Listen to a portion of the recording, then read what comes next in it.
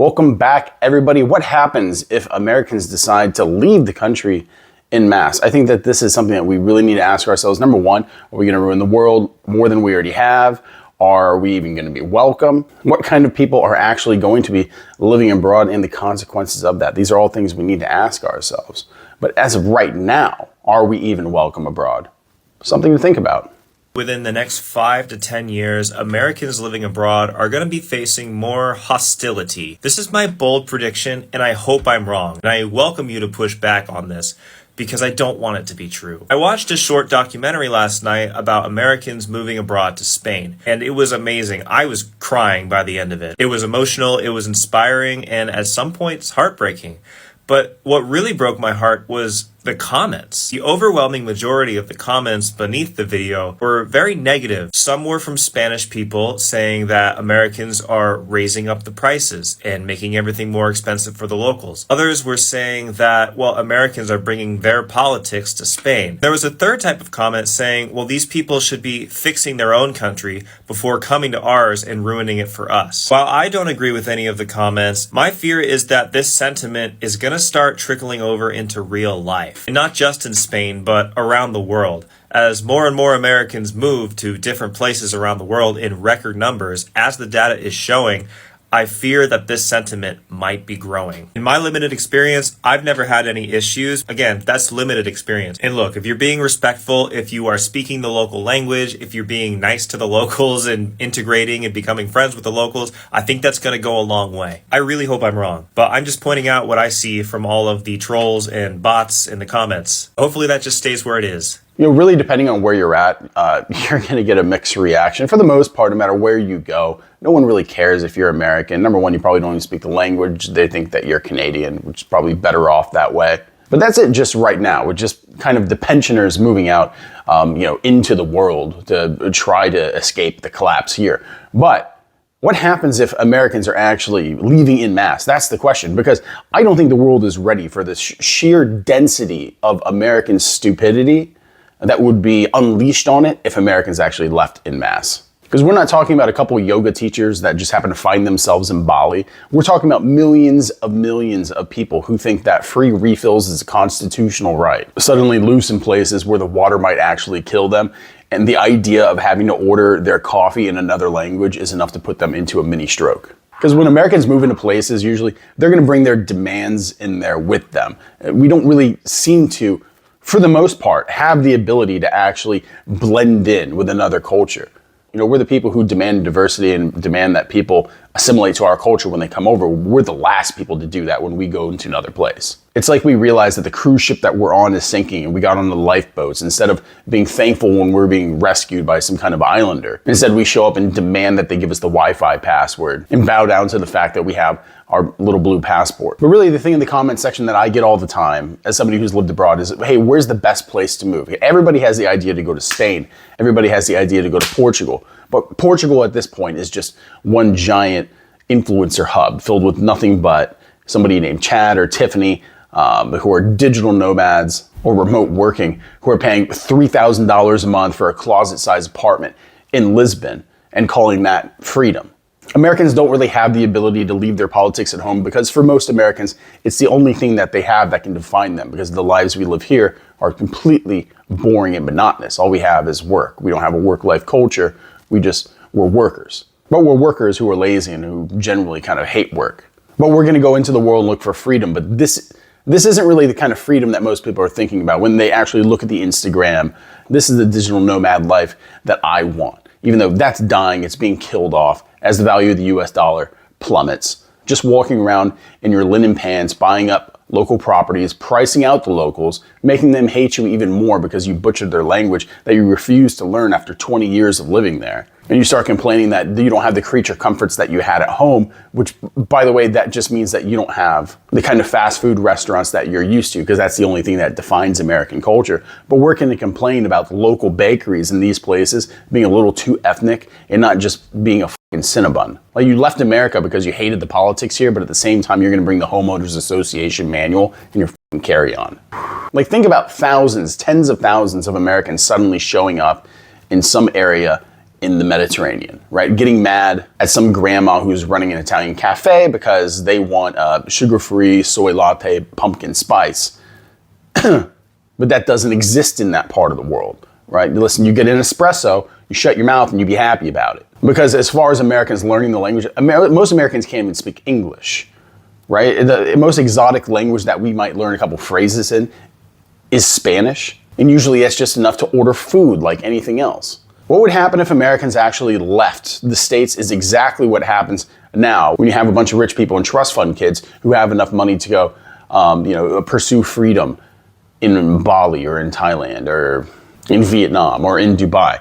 They're never going to learn the language. They're just going to collectivize and all move to the same area, outprice locals, like I said, push them out, and then just exist in their little American colony. It's exactly what you see, but it'd be like on a much grander scale. Because Americans essentially are just a bunch of vampires, right? We go to a place and we just bleed out the culture until it's a dry husk of what it used to be, just something that can be experienced but not actually lived in. Because we're not people who live in a culture, we're people who live in an algorithm. Most Americans just think that their volume is a translator. If you've ever been to any kind of tourist area where you see a bunch of old Americans there, anytime there's a language barrier that they can't overreach, they're just gonna get louder, right? So they're like, can I get an ice water? Can I get an ice water?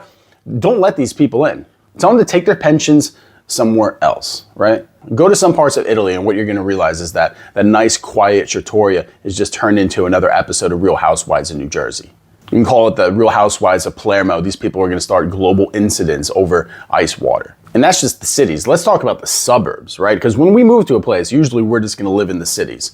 But if we move en masse, the invasion of the suburbs happens next. And what happens to Bob from Orlando, right? Who always had a beef with the homeowners association. Now he's going to go to some Greek island and demand that the mayor set up some kind of, safe dog walking parks and enforce mandatory recycling to save the planet in a place that has a carbon footprint of a donkey carrying a Greek Orthodox monk. Like, the local people aren't collapsing, right? Like, they're looking at Americans who move into these places and try to turn it into their own, try to terraform the rest of the world into America. And they're just watching the slow motion entitled train wreck happen. At the same time, saying, well, I guess they have nowhere else to go. That's gonna go away real quick, right? The more Bobs from Orlando that move into a neighborhood, the more entitled pricks that actually move to Europe, that move to Asia, that move to Africa, and start demanding things, right? Getting a little bit out of pocket, right? That nice, gentle hospitality that you get as a tourist to these places, that shit's gonna go away. They're gonna eat you. Not actually. Because really, that's the core absurdity to this whole thing, is that we're gonna leave this country because of the instability, right? The politics, the madness, the chaos. But we never stop to think, maybe we are the insanity. Maybe we are the pollutant. When we take all our bullshit somewhere else, maybe we're the problem. We are the loud, complaining, demanding tourists of our own apocalypse. We're over in Japan trying to teach them about Taco Tuesday, and we're in Mexico demanding a refund for street food because it wasn't prepared in an FDA-approved setting. We're literally exporting our worst cultural qualities to places where 5 minutes before that, we're just trying to have some kind of nice, peaceful, quiet life in an affordable manner. But we're gonna blow that out. So when they talk about the great American exodus that is to come, I'm gonna have to say that if anything, it's just like a giant global yard sale. And the item that's up for bid is just the peace and quiet of the rest of the world that we are on our way to ruin. And guess what? Because we're American, we're willing to pay an exorbitant price to get something that we're absolutely just going to hate and complain about. Because that is just a default characteristic of Americans. You're gonna come to these places and think that, well, this is heaven, this is paradise, this is something that our families have enjoyed for centuries, millennia, and you think that there's nothing to complain about. Susan from Dallas, she's gonna find something to complain about. So to the world, I'm sorry, we're coming. We're loud, we're broke, we're fundamentally, absolutely ludicrous people. Enjoy the new neighbor while they're demanding for a tax abatement for their patio furniture, and he's wearing socks with sandals. Listen. The collapse isn't over, ladies and gentlemen. The collapse has just begun. And what's worse is because of the American exodus, and we are the cause of all this, that collapse is now moving abroad. This is the reality of all this, really. I mean, you can move to another country if you want, but for the God's sakes, right? Leave your baggage at home. right? Don't infect where you're going with your bullshit. And that's the greatest danger, right? In the video, I said, in the next 5 to 10 years, are people going to become more hostile towards Americans who are moving abroad? I think that should happen now. I think that people's walls should come up a little bit, and they need to safeguard their cultures from the bullshit that we're going to, not might, we're going to bring into it. Because it is a function of our people to be insane, right? It's something that's been baked into our society, it's been drilled into our heads. We are people who live in a carnival economy. We're people who live in a nation that doesn't care about you. It's every man for itself. You know, it's those with the biggest teeth, they're the ones who are going to survive. You think that that's just something that goes away when you throw some Chianti in front of us and a nice Neapolitan-style pizza in Naples? No, it's still going to continue to be there. The younger generations in general, they're more easily adaptable, but let's be honest, the people who are actually going to be leaving America en masse aren't going to be the young people. It's going to be the rest of the boomers who actually lived in an economy where you can pick up multiple pensions and properties that they can juice younger generations on in rent, and Social Security actually has some kind of impact when you take that abroad. Those are going to be the ones that are going there. Those are going to be ones that are ruining your dinner at a restaurant because they're absolutely loud and taking over everything, because we have to be the center of attention when it comes to everything. As much as my channel has always been about, hey, if you feel like you can find a better place to live somewhere else in the world, you should absolutely do that. That's something that I stand by. But at the same time, I've always said that if you're going to move to a place, respect that culture, assimilate, and become a part of it. The same expectation that I have on anyone who comes to the States, for the most part. Now, you have to assimilate to the culture that you're going to, or you're just going to make it where you're from. And if we have nothing but entitled Americans moving to these beautiful places, despoiling it, pushing out the locals, then all you have is a bunch of miserable Americans in beautiful settings. It doesn't matter if you're in the most beautiful place in the world. If your soul is fundamentally dog shit, and then you're going to be a dog shit person no matter where you go. And that's the truth. And should the people of the world tolerate it? No, they shouldn't. Americans got to get their shit in check. We got to start to understand the importance of community. People can say, yeah, well, you should stay and solve the problems in America. But it's like, listen, we all know that shit's not going to work. Like, what does a 37-year-old mailman have to do with trade relations between U.S. and China? Right? You want him to go back and fix things? What the fuck is he going to do? But I guess it's the same old story. Anytime a civilization's in collapse and there's an exodus of people, that's always the thing that people say is, hey, stay and fight it out, right? Fix your country. But some things are just lost. Ladies and gentlemen, America, fundamentally, is lost. We're all experiencing that. Ask any American, for the most part, one that's not delusional and has some kind of decent modicum of education or intelligence, and they'll tell you that this place is fucking done. But ladies and gentlemen, if you're still here at this point, like and subscribe. If you live abroad, if that's the dream, tell us where you're at. Give us your location, right? Give us your GPS coordinates and we'll come out to you. But we appreciate you as always. Think about becoming a member. Give a glorious donation to the channel. We appreciate it. Honestly, I hate being in this country at this point. I don't like it anymore. This doesn't feel like home to me.